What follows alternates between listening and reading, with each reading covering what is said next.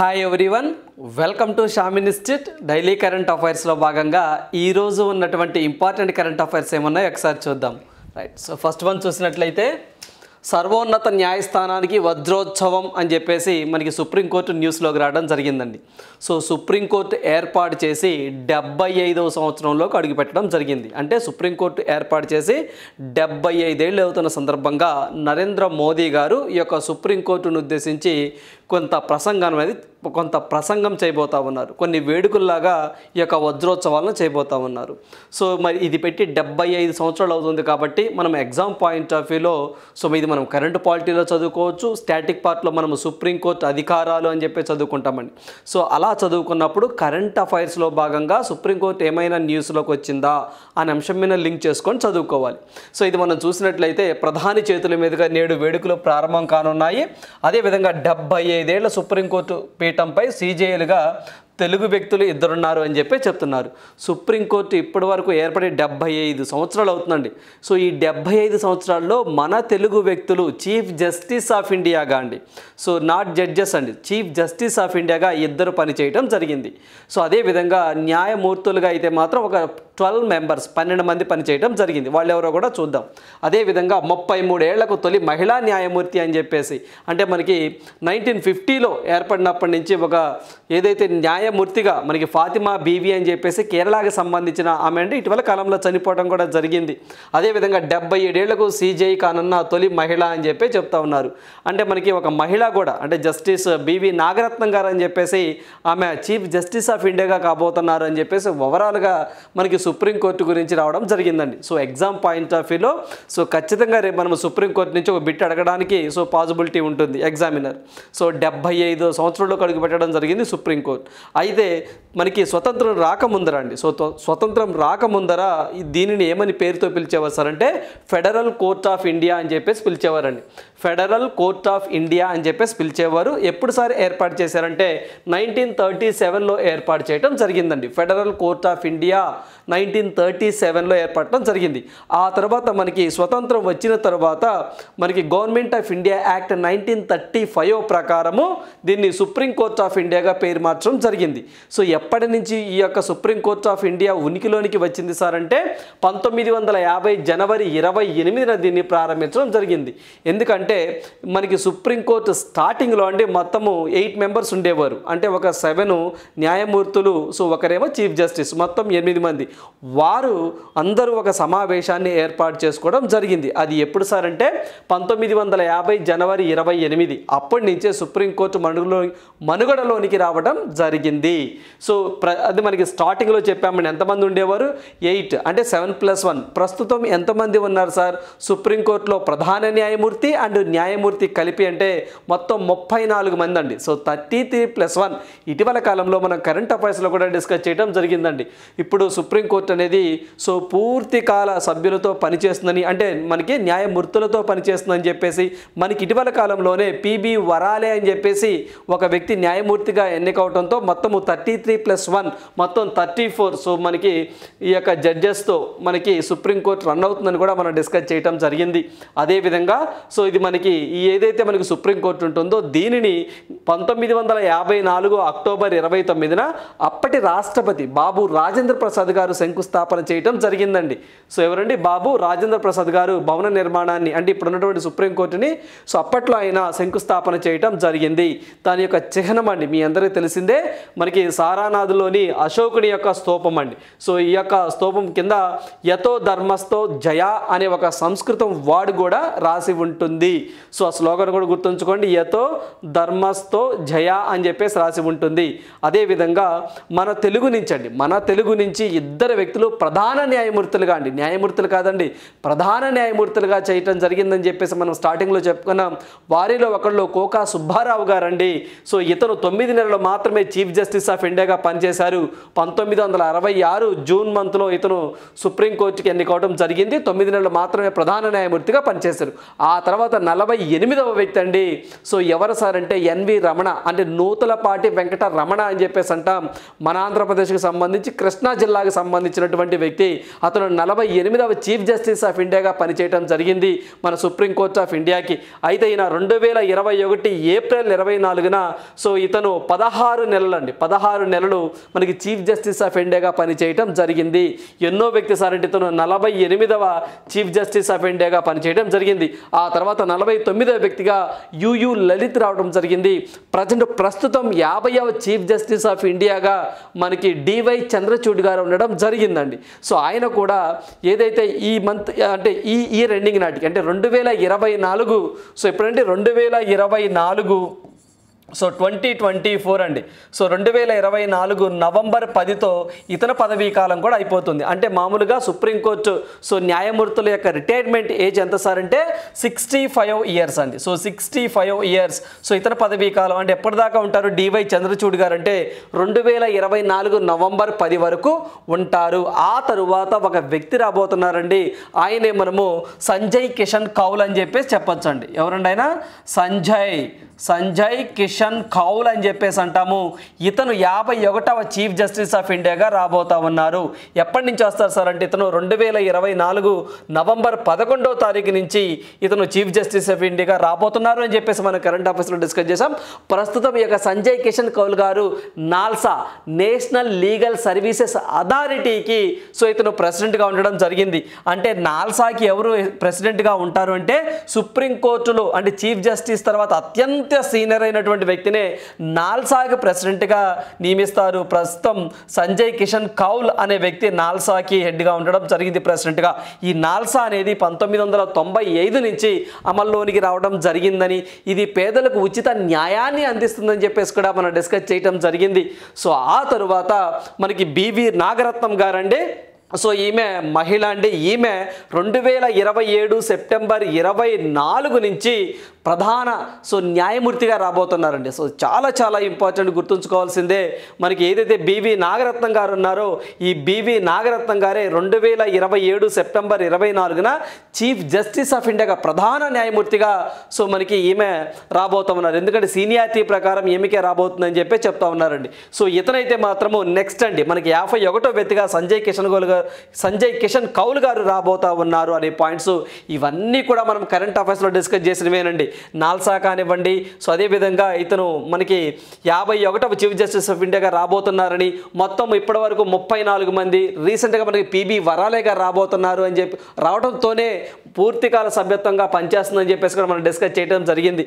ఇవన్నీ కూడా మనం ఎగ్జామ్ పాయింట్ ఆఫ్ వ్యూలో గుర్తుంచుకోవాలి. అదేవిధంగా మనకి ఏదైతే జడ్జి గారి ముందు ఒక తల్లి తన బిడ్డను సో ఇలా పట్టుకున్నటువంటి ఒక ఏదైతే ఒక విగ్రహం ఏదైతే ఉంటుందండి. సో మనకి ఒక విగ్రహం ఏదైతే ఉంటుందో తల్లి బిడ్డ, సో అది ఒక కాంస విగ్రహం అండి.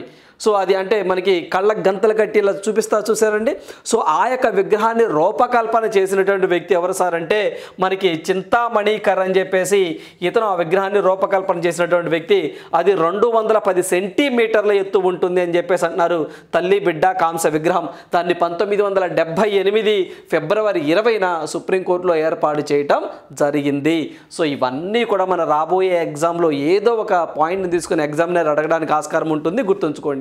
సో 75వ సంవత్సరంలోకి అడుగు పెట్టడం జరిగింది. అదేవిధంగా మన ఫ్రాన్స్కి సంబంధించినటువంటి ఇమ్మాన్యుయల్ మ్యాక్రాన్ గారు మనకి రిపబ్లిక్ డే సంబంధించి ముఖ్య అతిథిగా భారతదేశానికి రావడం జరిగింది. మనకి ఫ్రాన్స్కి ద్వైపాక్షిక సంబంధాలు ఏర్పడి కూడా 75 సంవత్సరాలు అవటం జరిగిందండి. సో ఇదొకటి గుర్తుంచుకోండి. 75 అనగానే చాలా important. So exam point of view this is all about supreme court of India. Please remember that. Right. So next one చూద్దామండి. సో నెక్స్ట్ వన్ చూసినట్లయితే ఆర్మీలో తొలి మహిళా సుబేదారుగా ప్రీతి అని చెప్పేసి రావడం జరిగిందండి. పూర్తిగా చెప్పాలంటే ప్రీతి రజక్ అని చెప్పేసి అంట. సో ఆమె రావడం జరిగిందండి. ఈమె ఒక క్రీడాకారిణి కూడా అండి. సో ఈమె టాప్ షూటర్గా అంతర్జాతీయ పథకాలు సాధించి సాధించిన క్రీడాకారిణి ఆర్మీ హవల్దార్గా ప్రీతి రజక్ అని. సో ఈ పేరు గుర్తుంచుకోండి, ప్రీతి రజక్ చరిత్ర సృష్టించారు. ఆర్మీలో సుబేదారుగా పదోన్నతి సాధించి ఆ ఘనత సాధించిన తొలి మహిళగా ఆమె నిలవడం జరిగింది ప్రీతి రజక్ అని చెప్పేసి గుర్తుంచుకోండి. ఆమె 19వ ఏషియన్ గేమ్స్లో వెండి పతాకాన్ని కూడా ఆమె విన్ అవటం జరిగిందండి. సో ఆమె పేరు గుర్తుంచుకోండి. ఆమె 19వ ఆసియా గేమ్స్లో టీమ్ ఈవెంట్లో వెండి పతాకాన్ని సాధించడం జరిగింది. సో మనకి ఇటీవల కాలంలో మహిళా సుబేదారుగా వచ్చినటువంటి మహిళ పేరు ఏంటి అని అడుగుతారండి, ప్రీతి రజక్ అని చెప్పేసి గుర్తుంచుకోండి సరిపోతుంది.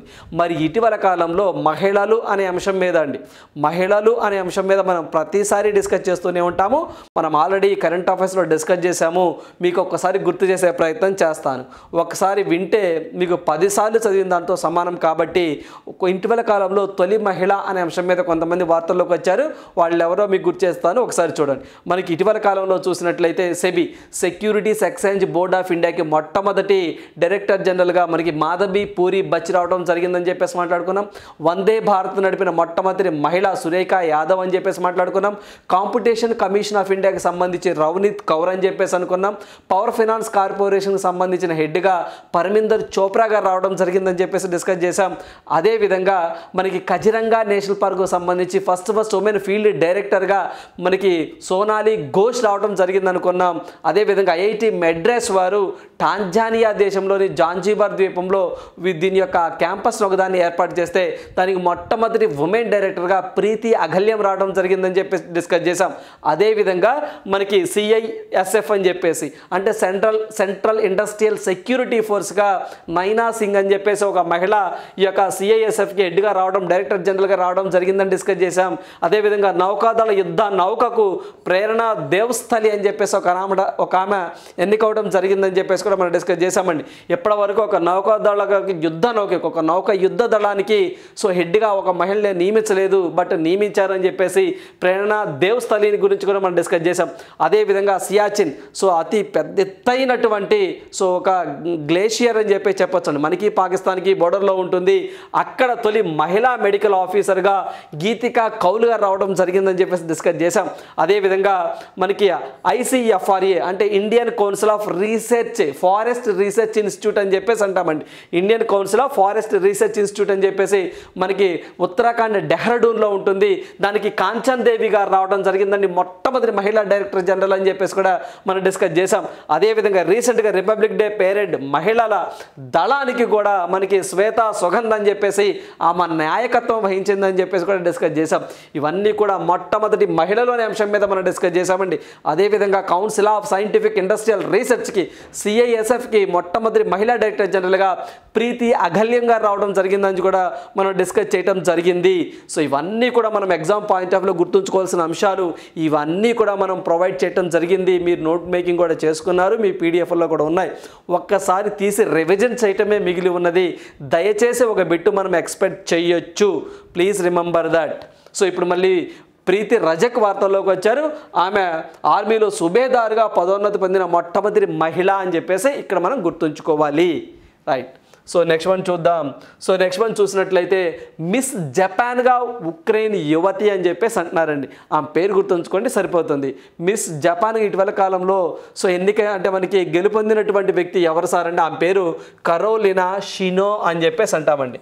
ఏంటంటే అది కరోలినా షినో, ఈమెనండి కరోలినా షినో. జనరల్గా ఈమె ఉక్రెయిన్లో జన్మించారండి. సో వీళ్ళ మదర్ గారు రెండో పెళ్లి చేసుకోవటం వల్ల ఆ రెండో పెళ్లి జపాన్కి సంబంధించిన వ్యక్తిని చేసుకున్నారు. అందువల్ల వారు అంటే ఈమె 5 సంవత్సరాలు ఉన్నప్పుడే వీళ్ళ మదర్ రెండవ పెళ్లి చేసుకున్నారండి. సో అందువల్ల వీళ్ళు ఉక్రెయిన్ నుంచి జపాన్ వెళ్ళిపోయారు, అంటే జపాన్ ఆయన్ని చేసుకుంది రెండవ పెళ్లి. సో అందువల్ల ఈ మీద కొన్ని విమర్శలు కూడా వచ్చాయండి, కొంత డిస్పారిటీ కూడా ఏదైతే కొంత పార్షాలిటీ కూడా చూపించారు, మీరు ఉక్రెయిన్ కదా అని చెప్పేసి. బట్ ఈ యొక్క విజయంతో ఏదైతే ఈ యొక్క మిస్ జపాన్ విజయంతో అవన్నీ కూడా తొలగిపోతాయని చెప్పేసి ఈమె ఒక స్టేట్మెంట్ ఇవ్వడం జరిగింది. మన ఎగ్జామ్ పాయింట్ ఆఫ్ వ్యూలో జస్ట్ కరోలినా షినో అని చెప్పేసి గుర్తుంచుకోండి, మిస్ జపాన్ అని చెప్పేసి అంటాం అమ్మని. మనం గతంలో డిస్కస్ చేసామండి. సో మన ఏదైతే మనకి మిస్ యూనివర్స్ అని చెప్పేసి అంటామో 2023కి సంబంధించి నికరాగువా దేశానికి సంబంధించి మనకి షెన్నీస్ పెలాషియో అని చెప్పేసి ఈమె విన్ అయిందని చెప్పేసి కూడా మనం డిస్కస్ చేసాం. అదేవిధంగా మిస్ నెదర్లాండ్స్ అని చెప్పేసి 2023 అండి, 2023గా మనకి రిక్కీ వలారి కొలే అని చెప్పేసి కూడా సో వీరు రావడం జరిగిందని చెప్పేసి కూడా మనం డిస్కస్ చేసాం. ఇవి కూడా ఈ రెండు గుర్తుంచుకోండి, ఆల్రెడీ మనం డిస్కస్ చేసాం, జస్ట్ మీకు గుర్తు చేసే ప్రయత్నం చేశాను. మిస్ నెదర్లాండ్ ఒకటి అండ్ మిస్ యూనివర్స్ 2023 ఒకటి, please remember that. Right. So next one చూద్దాం. సో నెక్స్ట్ వన్ చూసినట్లయితే రాజస్థాన్ స్కూళ్ళల్లో సూర్య నమస్కారాలు తప్పనిసరి చేయడం జరిగిందంటండి. సో రాజస్థాన్ గవర్నమెంట్ మరోసారి వార్తల్లో రావడం జరిగిందండి.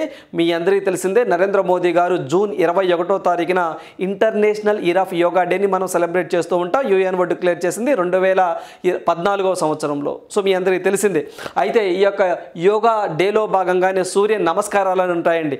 అర్ధ చంద్రహాసన్, పాద హస్తాసన్, అశ్వచంచలనాసన్, భుజంగాసన్, పర్వతాసన్ అని చెప్పేసి ఇలా కొన్ని సూర్య నమస్కారాలు ఉంటాయి.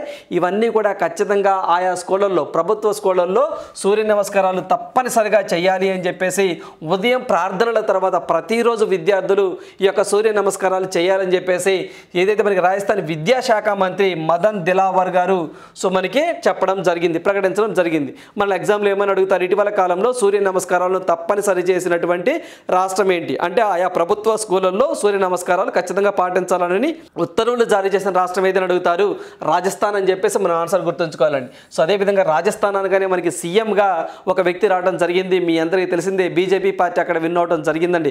గతంలో కాంగ్రెస్ పార్టీ ఉండేది అక్కడ.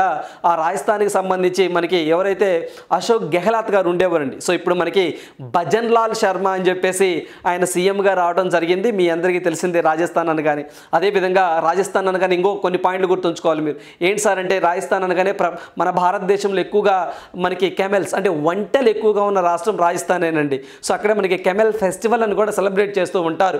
సో అదేవిధంగా యుఎన్ఓ, యునైటెడ్ నేషన్ ఆర్గనైజేషన్ వాళ్ళు 2024వ సంవత్సరాన్ని ఇంటర్నేషనల్ ఇయర్ ఆఫ్ క్యామెల్స్గా కూడా డిక్లేర్ చేయడం జరిగిందని చెప్పేసి కూడా మనం డిస్కస్ చేసాం. సో ఆ పాయింట్ ఇక్కడ గుర్తుండాలి. అట్ ద సేమ్ టైం ఒంటెలు పండుగ అని చెప్పేసి అంటాం, దాన్ని కెమెల్స్ ఫెస్టివల్ అని చెప్పేసి అంటాం. ఎక్కడ సార్ అంటే రాజస్థానే మనకి గుర్తుండాలి. అదేవిధంగా రాజస్థాన్ అనగానే బీజేపీ గవర్నమెంట్ ఇచ్చింది, భజన్ లాల్ శర్మ సీఎంగా రావటం జరిగింది రాజస్థాన్ స్టేట్కి సంబంధించి. ఈ పాయింట్లు గుర్తుంచుకోండి. పనిలో పనిగా మరికొన్ని అంశాలు కొన్ని చెప్తాను, మనం ఆల్రెడీ డిస్కస్ చేసాము, ఒకసారి గుర్తు చేసే ప్రయత్నం చేయండి. సో ఇటీవల కాలంలో ఖచ్చితంగా ప్రియంబల్, పీఠిక అని చెప్పేసి అంటామండి. అంటే భారత ప్రజలమైన మేము అని చెప్పేసి స్టార్ట్ చేస్తాం కదా, ప్రియంబల్, పీఠిక. సో ఈ పీఠికను ఖచ్చితంగా ఎర్లీ మార్నింగ్ ఆయా స్కూళ్ళల్లో, కాలేజీల్లో చదవాల్సిందే, మనకి ఆ ప్లెడ్జ్ సమయంలో పాటించవలసిందే అని చెప్పేసి కర్ణాటక గవర్నమెంట్ న్యూస్లోకి రావడం జరిగింది. సో మనం డిస్కస్ చేసాం, గుర్తుంచుకోండి. అదేవిధంగా బీహార్ గవర్నమెంట్ కూడా అక్కడ ఉన్నటువంటి ఎవరైతే సో మేడమ్స్ కానీ, సో టీచర్స్ కానీ, ఉపాధ్యాయులు వాళ్ళ డ్రెస్ కోడ్ అనేది జీన్ ప్యాంట్స్ కానివ్వండి, సో టీ షర్ట్స్ కానివ్వండి, లెగ్గిన్స్, ఇవి కాకుండా కొంచెం సాంప్రదాయబద్ధంగా ఉన్నటువంటి సో మనకి డ్రెస్ కోడ్ మెయింటైన్ చేయాలని చెప్పేసి వార్తల్లోకి వచ్చింది.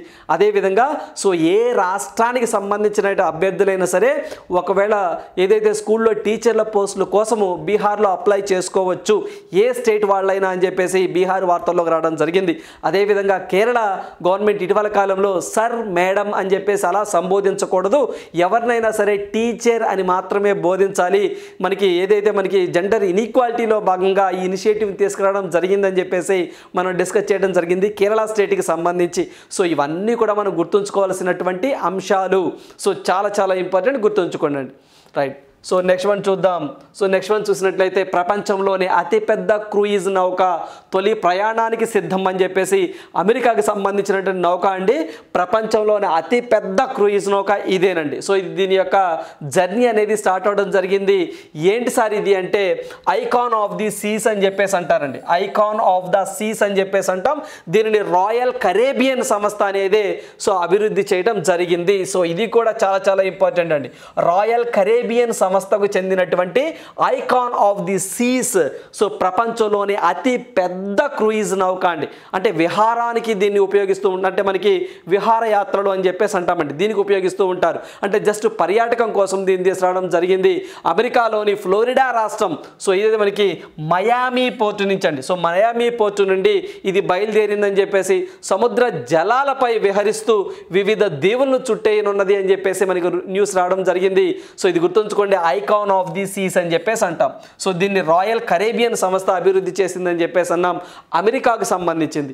సో అదేవిధంగా మరి దీని గురించి కొంత యూనిక్గా కొన్ని ఫీచర్స్ ఉన్నాయండి, అవేంటో కూడా చూద్దాం. ఎందుకంటే మనకి ఐకాన్ ఆఫ్ ది సీస్కి సంబంధించి సరి కాని అంశం ఏది అన్నప్పుడు సో ఈ పాయింట్స్ కూడా మనం ఎగ్జామ్ పాయింట్ ఆఫ్ వ్యూలో గుర్తుంచుకోవాలి.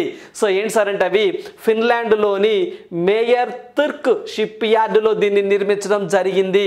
సో ఇది ఎగ్జామ్ పాయింట్ ఆఫ్ వ్యూలో చాలా చాలా ఇంపార్టెంట్ అండి. దీన్ని ఎక్కడ నిర్మించింది ఎవరు అంటే మనకి రాయల్ కరేబియన్ సంస్థ అండి. బట్ ఎక్కడ నిర్మించారు సార్ అంటే ఫిన్లాండ్లోని మేయర్ తుర్క్ షిప్ యార్డ్లో దీన్ని నిర్మించడం జరిగింది. ఇది 365 మీటర్లు ఉంటుంది. అదేవిధంగా 2.5 లక్షల టన్నులని ఇది దీని బరువు ఎంత సార్ అంటే 2.5 లక్షల టన్నులు అండి. మొత్తం 10,000 మందిని ఇది సామర్థ్యం కలిగి ఉన్నదండి. అంటే 10,000 మందిని సో మనది మోయగలదనమాట. అంత సామర్థ్యం కలది ఈ యొక్క షిప్ అంటున్నారు. అదేవిధంగా ప్రపంచంలోనే అతి పెద్ద వాటర్ పార్క్ ఆ షిప్లోనే ఉందంటండి. చూడండి ఎంత గ్రేట్. సో ప్రపంచంలోనే అతిపెద్ద వాటర్ పార్కు ఆ షిప్ లోపల ఉందంటండి. ఒక పెద్ద పెద్ద జలాశయాలు, స్విమ్మింగ్ పూల్స్, వాటర్ ఫాల్స్, జలపాతాలు కూడా ఈ షిప్లో ఉండడం జరిగింది అని చెప్పి చెప్తా ఉన్నారు. చూడండి. సో అంత మనకి గతంలోనే మనకి ప్రపంచంలోనే అతి పెద్ద సో మనకి క్రూయిజ్ నౌకగా ఉన్నది ఏంటి సార్ అంటే వండర్ ఆఫ్ ద సీస్ అని చెప్పేసి అంటారండి. Wonder of the seas. ఇప్పుడు దానిని అధిగమించి మనకి వచ్చింది ఏంటి సార్ అంటే icon of the seas. So ఈ రెండు కూడా బిల్ట్ బై ఎవరు సార్ అంటే Royal Caribbean సంస్థే.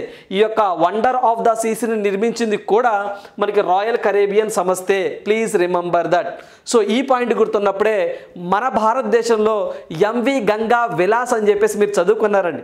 MV Ganga Vilas అని చెప్పేసి మనకి వెస్ట్ బెంగాలు, సో బీహారు, ఇలా అస్సాము, ఇలా బంగ్లాదేశు ఈ రాష్ట్రాలను కలుపుకుంటూ వెళ్తుంది అని చెప్పేసి సో అత్యంత దూరం నదీయానం చేసే దీని యొక్క క్రూయిజ్ మనకి నౌకగా ఉంటుందని చెప్పేసి మనం డిస్కస్ చేసాం. సో 2023లో దాన్ని ప్రారంభించడం జరిగింది. నరేంద్ర మోదీ గారిని కూడా మనం డిస్కస్ చేయడం జరిగింది. సో అది ఎగ్జామ్ పాయింట్ ఆఫ్ అది కూడా గుర్తుంచుకోండి. అది మన భారతదేశంలో MV Ganga Vilas. Please remember that. మనము ఐకాన్ ఆఫ్ ది సీస్ గురించి చదువుకున్నప్పుడే ఎంవి గంగా విలాస్ అని చెప్పేసి 2023 జనవరి సో 14-15 ఆ టైంలో అది న్యూస్లోకి వచ్చిందండి. సో ఆ షిప్ గురించి కూడా మనం చదువుకోవాలి. ఎంవి గంగా విలాస్, ఎంవి గంగా విలాస్ అని చెప్పేసి అంటామండి. గంగా విలాస్ అని చెప్పేసి అంటాము. అది మన భారతదేశంలో అత్యంత దూరం ప్రయాణించే సో నదీయానం చేసేటువంటి సో మనకు ఒక షిప్గా మనం ఒక నౌకగా చెప్పవచ్చు. దీని గురించి కూడా చదువుకోండి, ఆల్రెడీ మనం డిస్కస్ చేసాం. రైట్. సో నెక్స్ట్ వన్ చూద్దాం. సో నెక్స్ట్ వన్ చూసినట్లయితే అత్యంత ట్రాఫిక్ ఉన్న నగరంగా లండన్ అని చెప్పేసి అంటున్నారండి. ప్రపంచవ్యాప్తంగా అత్యంత ట్రాఫిక్ ఉన్న నగరాలను టామ్ ట్రాఫిక్ ఇండెక్స్ 2023ను సో ఒక రిపోర్ట్ అనేది విడుదల రావడం జరిగిందండి. సో టామ్ ట్రాఫిక్ ఇండెక్స్ అని సో ఏ దేశంలో ఎక్కువగా అత్యంత ట్రాఫిక్ రద్దీగా ఉంది అని చెప్పేసి వీళ్ళు సర్వే చేసి ఒక రిపోర్ట్ అనేది ఇస్తూ ఉంటారు. మరి 2023కి సంబంధించి మొత్తం 55 దేశాలలోని 387 నగరాలను వీళ్ళు సర్వే చేశారండి టామ్ ట్రాఫిక్ ఇండెక్స్ అనే పేరుతో. సో మరి ఇందులో అత్యంత ట్రాఫిక్గా ఉన్న నగరము London. So London means UK అనేది నిలిచింది. అంటే వీళ్ళు నగరాలను చేస్తారండి. సో లండన్ ఎక్కడ ఉంటారంటే యూకే. సో ఆ తర్వాత స్థానాలలో డబ్లిన్, టొరంటో, మిలాన్, లిమా ఉన్నాయి అని చెప్పేసి అన్నారు. అంటే Dublin 2nd place, Toronto 3rd place, Milan 4th place, Lima 5th place. అయితే ఇక్కడ డబ్లిన్ అనేది ఏ దేశం సార్ అంటే ఐర్లాండ్ అండి. సో మనకి ఐర్లాండ్ దేశము. టొరంటో అంటే మీ అందరికీ తెలిసిందే కెనడా. సో మిలాన్ అంటే మనకి ఇటలీ అండి. So Italy. లిమా అంటే పెరు క్యాపిటల్ లిమా. ఓకేనండి. ఇవి ఉన్నాయి అని చెప్పేసి అంటున్నారు. మరి మన భారతదేశంలో ఏమున్నాయి సార్ అంటే బెంగళూరు అనేది 6వ స్థానంలో ఉందండి. ఇవి అత్యంత ట్రాఫిక్ రద్దీగా ఉన్నటువంటి నగరాల జాబితా. Please remember that. మన భారతదేశం నుంచి బెంగళూరు 6వ స్థానంలో ఉండడం జరిగింది. సో నెక్స్ట్ వన్ చూద్దాం. సో నెక్స్ట్ వన్ చూసినట్లయితే సబలంకా మళ్ళీ ఛాంపియన్షిప్. సో మీ అందరికీ తెలిసిందేనండి, మనకి ఆస్ట్రేలియన్ ఓపెన్ సంబంధించినటువంటి ఉమెన్ సింగిల్స్ సో మనకి సబలంకా గారు విన్ అవటం జరిగింది. సో మీ అందరికీ తెలిసిందే మనకి ఆస్ట్రేలియన్ ఓపెన్ అని, సో ఫ్రెంచ్ ఓపెన్ అని, వింబుల్డన్ అని, సో యుఎస్ ఓపెన్ అని చెప్పేసి ఇలా ఒక 4 గ్రాండ్ స్లామ్స్ జరుగుతూ ఉంటాయండి టెన్నిస్కి సంబంధించి. సో టెన్నిస్కి సంబంధించి ఇలా జరుగుతూ ఉంటాయి. అయితే ఇప్పుడు ఫస్ట్ మనము ఆస్ట్రేలియాకి సంబంధించిందండి. సో ఇప్పుడు ఆస్ట్రేలియాకి సంబంధించి జనవరి ఫిబ్రవరి, సో మనకి ఇది జనవరి అండ్ ఫిబ్రవరి మంతుల్లో జరుగుతూ ఉంటుంది. మరి దీనికి సంబంధించి ఉమెన్ సింగిల్స్ మనకి సబలెంకా గారు విన్ అవటం జరిగింది. అయితే మనకి దీనికి సంబంధించినటువంటి బ్యాక్గ్రౌండ్ ఒకసారి చూసినట్లయితే ఈ యొక్క ఆస్ట్రేలియన్ ఓపెన్ అనేది ఎక్కడ జరుగుతుంది సార్ అంటే ఆస్ట్రేలియాలోనే జరుగుతుందండి. అయితే ఇది ఏ కోర్టు మీద జరుగుతుంది సార్ అంటే హార్డ్ కోర్టు మీద జరుగుతుందండి. సో మనకి హార్డ్ కోర్టు మీద జరుగుతుంది. ఈ ఫ్రెంచ్ ఓపెన్ అనేది ఎక్కడ జరుగుతుంది సార్ అంటే క్లే కోర్ట్, అంటే కొంచెం మెత్తగా ఉంటుందండి. ఇది వచ్చేసరికి గ్రాస్ కోర్ట్, లైట్గా గడ్డి ఉంటుందండి. సో యూఎస్ వచ్చేసరికి హార్డ్ కోర్టులోనే జరుగుతుంది. Please remember that. సో ఒక ఆర్డర్ కూడా ఇదేనండి, ఆస్ట్రేలియన్, ఫ్రెంచ్, వింబుల్డన్, యూఎస్. అయితే అవి జరిగే పిచ్చెస్ ఏంటి సార్ అంటే హార్డ్ కోర్ట్ కొంచెం గట్టిగా ఉంటుందండి, క్లే కోర్ట్ లైట్గా మెత్తగా ఉంటుంది, గ్రాస్ లైట్గా గడ్డి ఉంటుందండి, తర్వాత హార్డ్ కోర్ట్లో జరుగుతుంది. అయితే మరి దీనికి సంబంధించి ఫస్ట్ ఆస్ట్రేలియన్ ఓపెన్ స్టార్ట్ అవుతుందని చెప్పేసి అన్నాం జనవరి ఫిబ్రవరిలో. ఆ తర్వాత ఫ్రెంచ్ ఓపెన్ అనేది సో మనకి ఎప్పుడు సార్ అంటే మనకి ఏదైతే ఫ్రెంచ్ ఓపెన్ అండి మనకి మే జూన్లో, సో మనకి మే జూన్లో, ఇది జూన్ జూలైలో, సో ఇది వచ్చేసరికి లాస్ట్గా మనకి ఆగస్టు సెప్టెంబర్లో ఇలా ఒక ఆర్డర్గా జరుగుతూ ఉంటుంది. అయితే ఇప్పుడు మనం ఆస్ట్రేలియాకి సంబంధించి ఉమెన్ సంబంధించి మాట్లాడుతున్నామండి. మెన్ ఈ రోజే జరుగుతుందండి, మెన్ రేపు మనకి కరెంట్ అఫైర్స్లోకి వస్తుంది ఎవరు గెలుస్తారా ఏంటా అని. సో ఇది మాత్రం లేడీస్కి సంబంధించి ఆస్ట్రేలియన్ ఓపెన్ సింగిల్స్ విజేత సో మనకి సబలెంకా అని చెప్పేసి అంటాం. అరేనా సబలెంకా అని బెలారస్ కంట్రీకి సంబంధించిన ఈమె 2023 ఆస్ట్రేలియా విన్నర్ కూడా ఈమె. లాస్ట్ టైం అంటే 2023లో జరిగింది కదా, సో ఈమె విన్ అవటం జరిగింది. అయితే ఎవరి మీద విన్ అయింది? చైనా దేశానికి సంబంధించి, అంటే ఫైనల్లో చైనా దేశానికి సంబంధించి జంగ్ కివెన్ పై విజయం సాధించడం జరిగింది. సో ఓడిపోయిన వ్యక్తులు కూడా మనం చదువుకోవాల్సిందే. అంటే గెలిచిన వ్యక్తి ఏ దేశానికి సంబంధించిన ఆమె, ఓడిపోయిన వ్యక్తి ఏ దేశానికి సంబంధించిన ఆమె, రెండు చదువుకోవాల్సిందే. సబలెంకా గారు బెలారస్ కంట్రీకి సంబంధించినటువంటి ఆమె, అండ్ ఓడిపోయినటువంటి ఆమె జంగ్ కివెన్ గారు చైనాకి సంబంధించినటువంటి ప్లేయర్. అయితే ఈ యొక్క సబలెంకాకు మొత్తము 31,50,000 ఆస్ట్రేలియన్ డాలర్లు, అంటే మన భాషలో మన యొక్క ఇండియన్ కరెన్సీలో అప్రాక్సిమేట్గా 17,21,21,00,000 లేదా 20 లక్షల దాకా ఉందండి. అదేవిధంగా రన్నర్ అప్ జంగ్, సో మనకి ఎవరైతే ఉన్నారో మనం చైనాకి సంబంధించిన మనం మాట్లాడుకున్నాం కదా, జంగ్ కిన్వెన్కి సంబంధించి కూడా సో 17,25,000 ఆస్ట్రేలియన్ డాలర్లు, అంటే దాంట్లో ఆఫ్ అండి దగ్గరగా 9,42,00,000 ప్రైజ్ మనీ లభించిందని చెప్పేసి అన్నారు. సో వీళ్ళ పేర్లు ఇంపార్టెంట్ అండి ఇక్కడ. ఇది మనకి ఆస్ట్రేలియన్ ఓపెన్కి సంబంధించి సో విమెన్ సింగిల్స్ అండి, women singles, please remember that. ఓకేనండి. ఇప్పుడు వస్తూ ఉంటాయండి. నెక్స్ట్ మనకి మెన్ సింగిల్స్ అని సో మనకి ఇలా వస్తూ ఉంటాయి. ఇవన్నీ కూడా ఒక 3-4 రోజులు మనకి కరెంట్ అఫైర్స్లో ఉంటాయి. ఓవరాల్గా మొత్తం ఆస్ట్రేలియన్ ఓపెన్ మొత్తం అయిపోయిన తర్వాత మళ్ళీ మీకు ఓవరాల్గా ఒక టేబుల్ ఫార్మేట్లో మీకు ఎక్స్ప్లెయిన్ చేయడం జరుగుతుంది. ఎందుకంటే లాస్ట్ టైం మనకి ఎగ్జామ్లో కూడా ఈ యొక్క దీని గురించి క్రింది వాటిలో సరికానిది ఏదని చెప్పేసి అడిగిన సందర్భాలు ఉన్నాయి. ఆ క్వశ్చన్ స్టైల్ కూడా ఎలా ఉంది మొత్తం కూడా మీకు ఇక్కడ డిస్ప్లే చూపించడం జరుగుతుంది. రైట్. సో నెక్స్ట్ వన్ చూసినట్లయితే సో గ్రాండ్ స్లామ్ బొప్పన్న అని చెప్పేసి రావడం జరిగిందండి. అంటే ఆస్ట్రేలియన్ ఓపెన్కి సంబంధించి సో మనకి సింగిల్స్ అని, సో డబుల్స్ అని, మిక్స్డ్ డబుల్స్ అని చెప్పేసి ఇలా జరుగుతూ ఉంటాయి. దాంట్లో డబుల్స్ అండి, డబుల్స్ విన్ అయినటువంటి వ్యక్తి సో 61వ ప్రయత్నంలో అండి, సో 61వ ప్రయత్నంలో ఈ యొక్క టైటిల్ను సొంతం చేసుకున్నారు. ఇతనేనండి మన భారతదేశానికి సంబంధించినటువంటి బొప్పన్న గారు. సో 43 ఏళ్ల వయసులోనే ఆస్ట్రేలియన్ ఓపెన్ డబుల్స్ అండి. సో ఈ పాయింట్ గుర్తుంచుకోండి, డబుల్స్, నాట్ మిక్స్డ్ డబుల్స్, డబుల్స్ను సో టైటిల్ సొంతం చేసుకున్నటువంటి ద్వయంగా వాళ్ళల్లో మనకి ఎవరైతే ఉన్నారో బొప్పన్న గారు ఇతను వార్తల్లోకి రావడం జరిగిందండి. సో ఇతను ఏదైతే మనకి ఆస్ట్రేలియాకి సంబంధించినటువంటి ఎవరైతే ఉన్నారో మాథ్యూ ఎబ్డెన్, సో ఇతనితో కలిసి వీరిద్దరూ కలిసి ఏదైతే మనకి ఎబ్డెన్ అండ్ బొప్పన్న వీళ్ళిద్దరూ కలిసి సో డబుల్స్లో ఇటలీకి సంబంధించినటువంటి మనకి సిమోన్ బొలేలి అండ్ ఆద్రి వవాసారి వీళ్ళను ఓడించడం జరిగింది. సో ఎవరు ఓడిపోయారో కూడా exam point of view important, please remember that. ఇటలీకి సంబంధించి వీళ్ళను ఓడించారు. అయితే పురుషుల డబుల్స్ గ్రాండ్స్లో ఇతను 3వ వ్యక్తి అండి. సో అంతకుముందు మనకి లియాండర్ పేస్ అని, సో మనకి భూపతి అని చెప్పేసి, ఆనంద్ భూపతి అని చెప్పేసి వీళ్ళు ఉన్నారు. ఇతను 3వ వ్యక్తి, పురుషుల్లో 3వ వ్యక్తి అండి. ప్లీజ్ రిమెంబర్ దట్, ఇక్కడే కన్ఫ్యూజ్ అవ్వద్దండి. సో మనకి పురుషుల డబల్స్లో అండి ఇలా డబల్స్ విన్ అయిన వ్యక్తి పురుషుల్లో 3వ వ్యక్తి అండి. గతంలో లియాండర్ పేస్ అని, సో భూపతి అని చెప్పేసి ఉన్నారు.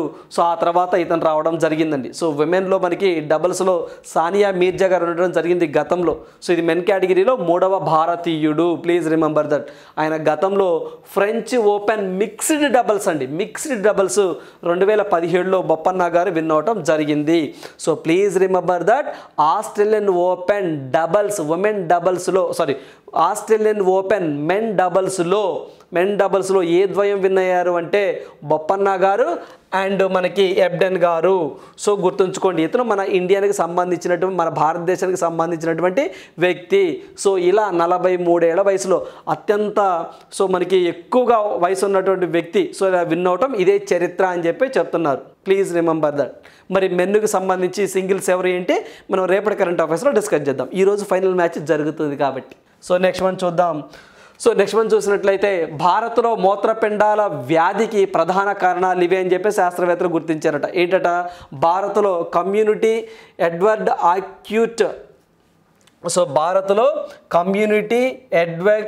యాక్యూట్ కిడ్నీ ఇంజురీ అని చెప్పేసి అంటామండి. సో అనే మూత్రపిండాల సమస్యకు సెప్సిన్స్ ఉష్ణమండల ప్రాంత జ్వరమే ప్రధాన కారణం అని చెప్పేసి ఎక్కడ సార్? ప్రముఖ వైద్య పత్రిక the Lancet regional health south east Asia పత్రికలో ప్రచురితం అవడం జరిగింది. So please remember that. So ఎక్కడ అని చెప్పేసి అడుగుతారండి. ఏంటి అని చెప్పేసి అని అడుగుతారు. ప్రధాన కారణాన్ని సో ఇదే అని చెప్పేసి అంటే మనకి సెపిన్స్ అండ్ ఉష్ణమండల ప్రాంత జ్వరమే ప్రధాన కారణం అని చెప్పేసి శాస్త్రవేత్తలు గుర్తించారని ఎక్కడ ఎవరు రాశారంటే ఎక్కడ దాన్ని ప్రచురించారు సార్ అంటే వైద్య పత్రిక ద లాన్సెట్ అని చెప్పేసి గుర్తుంచుకోండి. ఇట్ ఈస్ ఎనఫ్, సరిపోతుంది. రైట్. సో నెక్స్ట్ వన్ చూద్దాం. సో నెక్స్ట్ వన్ చూసినట్లయితే తుర్కీయకు 40 F-16 యుద్ధ విమానాలు ఇవ్వబోతున్నటువంటి అమెరికా అని చెప్పేసి మనకి న్యూస్ రావడం జరిగిందండి. సో మీ అందరికీ తెలిసిందేనండి, మనకి తుర్కీ సో మనకి గతంలో టర్కీ అని చెప్పేసి పిలిచేవాళ్ళమండి. ఆ టర్కీ దేశానికి సో F-16 యుద్ధ విమానాలు అని చెప్పేసి అడ్వాన్స్డ్ టెక్నాలజీతో తయారు చేసినటువంటి యుద్ధ విమానాలండి. సో అమెరికా వాళ్ళు తయారు చేశారండి. సో గతంలో పాకిస్తాన్ వాళ్ళకి కూడా ఈ యొక్క F-16 యుద్ధ విమానాలు ఇచ్చారు. అంటే ఇప్పుడు మళ్ళీ తుర్కీకి కూడా ఇస్తామన్నారండి. సో ఇస్తామని చెప్పేసి అగ్రిమెంట్ జరిగింది. ఎందుకు ఇస్తామన్నారు సార్ అంటే మీ అందరికీ తెలిసిందేనండి, మనకి నాటో సమావేశం అనేది మనకి లాస్ట్ ఇయర్ అంటే 2023లో లిథువేనియా క్యాపిటల్ విల్నియస్లో జరిగిందండి. సో ఆ సమావేశంలో మనకి స్వీడన్కి మెంబర్షిప్ ఇవ్వడం జరిగింది. అయితే స్వీడన్కి మెంబర్షిప్ ఇచ్చే ముందర లాస్ట్ కంట్రీ టర్కీ లేదా తుర్కీయే స్వీడన్కి మెంబర్షిప్ ఇవ్వకూడదు అని చెప్పేసి తన నిర్ణయాన్ని చెప్పింది. అంటే నాటోలో సో కొత్తగా ఒక సభ్య దేశానికి మెంబర్షిప్ ఇవ్వాలి అంటే ఉన్న అన్ని దేశాలు ఒప్పుకోవాల్సిందే. నాటోలో మొత్తము అంటే స్వీడన్ చేరక ముందు 31 సభ్య దేశాలు ఉన్నాయండి.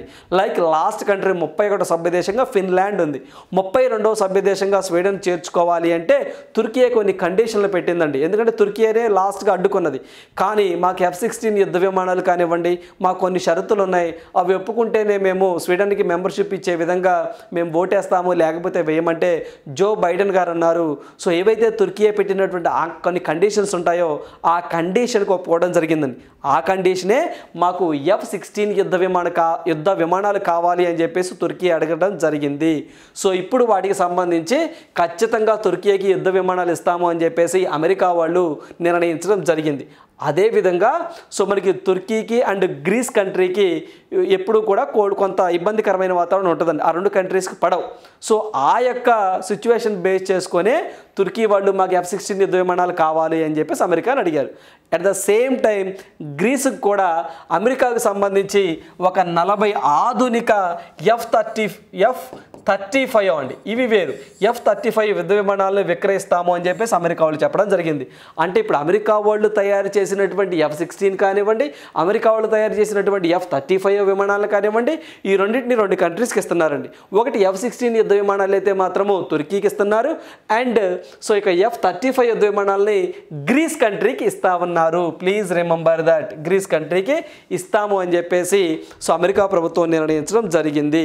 అయితే మనకి F-16లను అమ్మడంలో తో పాటు ఏదైతే ఈ యొక్క తుర్కీ కంట్రీకి అండి సో ఈ యొక్క ఏదైతే ఒక 40 అలాంటి 40 F-16 యుద్ధ విమానాలను ఇవ్వడంతో పాటుగా ఆల్రెడీ 79 పాత F-16 విమానాలు ఆధునీకరణకు సామాగ్రిని కూడా మేము కల్పిస్తాము అని చెప్పేసి అమెరికా వాళ్ళు చెప్పడం జరిగిందండి. సో దగ్గరగా $23 బిలియన్ ఖర్చు అవుతుందని చెప్పేసి కూడా సో చెప్తా ఉన్నారు.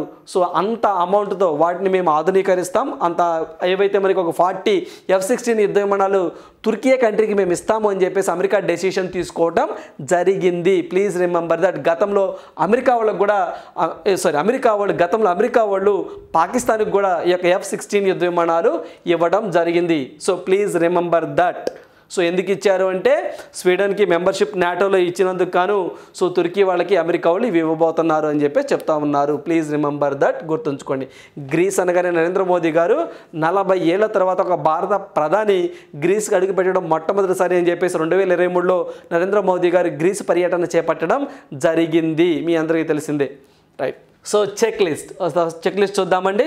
సో చూసినట్లయితే స్వర్ణ చతుర్భుజి దేశంలోని 4 ప్రధాన నగరాలైనటువంటి ఢిల్లీ, ముంబై, చెన్నై, కోల్కతా సో నగరాలను కలుపుతూ స్వర్ణ చతుర్భుజి పేరిట 5846 కిలోమీటర్ల మేర హైవేను నిర్మించారు. సో చాలా ఎగ్జామ్లో కూడా ఈ స్వర్ణ చతుర్భుజి టచ్ అవ్వని సో మనకి ప్రాంతం ఏంటి అని అడిగారండి కింద 4 ఆప్షన్స్ ఇచ్చి. ఓకేనండి, మెయిన్గా ఢిల్లీ, ముంబై, చెన్నై, కోల్కతా నగరాలను కలుపుతూ ఈ యొక్క స్వర్ణ చతుర్భుజి పేరిట ఒక హైవే నిర్మించడం జరిగింది. దాని యొక్క లెంత్ ఎంత సార్ అంటే 5846 కిలోమీటర్లు. రైట్. ఈ ప్రాజెక్టుకు 13 రాష్ట్రాలను అనుసంధానిస్తుంది. Please remember that. ఈ ప్రాజెక్ట్ అట 13 రాష్ట్రాలను అనుసంధానిస్తుందట. ఉత్తర దక్షిణ కారిడార్లో పొడవైన జాతీయ రహదారి NH44 హైదరాబాద్ మీదుగా సాగుతుంది.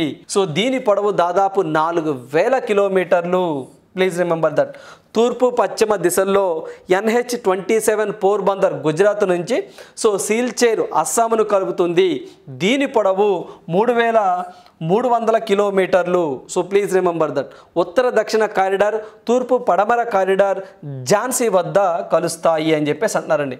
సో ఇవన్నీ కూడా గతంలో ఒక ఎగ్జామ్లో అడిగినటువంటి కింది వాటిలో చతుర్భుజికి సంబంధించి సరికాని ఏది అని అడిగినప్పుడు సో ఇవి మనం national highways geography point of చదివేటప్పుడు వీటిని లింక్ చేసుకొని చదువుకోండి. So please remember that. ఒక స్క్రీన్ షాట్ కూడా తీసుకోండి అవసరమైతే. సో ఖచ్చితంగా ఇలాంటివి అడుగుతున్న సందర్భాలు ఉన్నాయి. సో నెక్స్ట్ వన్ చూద్దాం. సో నెక్స్ట్ వన్ చూసినట్లయితే సో క్వశ్చన్ ఫర్ యూ, ఈ ప్రశ్న మీకోసమే. So in which state is a Thai Pusam festival celebrated? So ఏ రాష్ట్రంలో మనకి ఈ యొక్క థాయ్ పోసమ్ ఫెస్టివల్ అనేది సో కండక్ట్ చేస్తారు అని చెప్పేసి అంటున్నారండి. మనం ఇంపార్టెంట్ ఫెస్టివల్స్ ఇన్ ఇండియా అనే టాపిక్ ఉంటుందండి. ఒక ఫెస్టివల్ పేరు ఇచ్చి ఇది ఏ రాష్ట్రంలో సెలబ్రేట్ చేస్తారు అంటారు సింపుల్గా. సో ఇది థాయ్ పోసమ్ అని వచ్చేసరికి తమిళనాడు. ఏంటంటే తమిళనాడు స్టేట్లో ఈ యొక్క ఫెస్టివల్ని సెలబ్రేట్ చేస్తూ ఉంటారు. సో ఇలాంటివి గుర్తుండవు కాబట్టి చూడండి, థాయ్ కాబట్టి టీతో స్టార్ట్ అవుతుంది కాబట్టి థాయిలాండ్ అని చెప్పేసి గుర్తుంచుకోండి. పోసమ్, ఓకే అండి, పోసమ్, థాయ్ పోసమ్ అని చెప్పేసి అంటాం. సో మనకి పోసమ్ అని కూడా అంటాం. సో గుర్తుంచుకోండి, తమిళనాడు స్టేట్లో సెలబ్రేట్ చేస్తూ ఉంటారు ఈ యొక్క ఫెస్టివల్. సో ఇవండి ఈరోజు ఉన్నటువంటి ఇంపార్టెంట్ కరెంట్ అఫైర్స్. సో ప్రతి ఒక్క ఆస్పిరెంట్ కూడా ఏవైతే మనం ప్రొవైడ్ చేస్తున్నటువంటి ఈ వీడియోస్లో ఏదైతే ఈ వీడియోస్తో పాటుగా మీకు PDF రూపంలో అండి. సో ఏ రోజు కరెంట్ అఫైర్స్ ఆ రోజు Telugu medium and English medium కూడా మీకు అప్లోడ్ చేయడం జరుగుతుంది. సో దయచేసి రాబోయే గ్రూప్ 2 ఆస్పిరెంట్స్ ఎవరైతే ఉన్నారో ఇవన్నీ కూడా అండి మీకు ఉపయోగపడతాయి. సో అదేవిధంగా రాబోయే ఏ నోటిఫికేషన్ అయినా సరే సో ఏదైతే మనకి RPF కానివ్వండి, SSC కానివ్వండి, మీ అందరికీ కూడా ఈ కరెంట్ అఫైర్స్ అని ఉపయోగపడతాయి. కంటిన్యూ చేయండి. సో రాబోయే ఏ ఎగ్జామ్కైనా సరే ఇవి మీకు ఉపయోగపడతాయి. సో దయచేసి ఆ అవకాశాన్ని కూడా ఉపయోగించుకోండి. So thank you, all the best.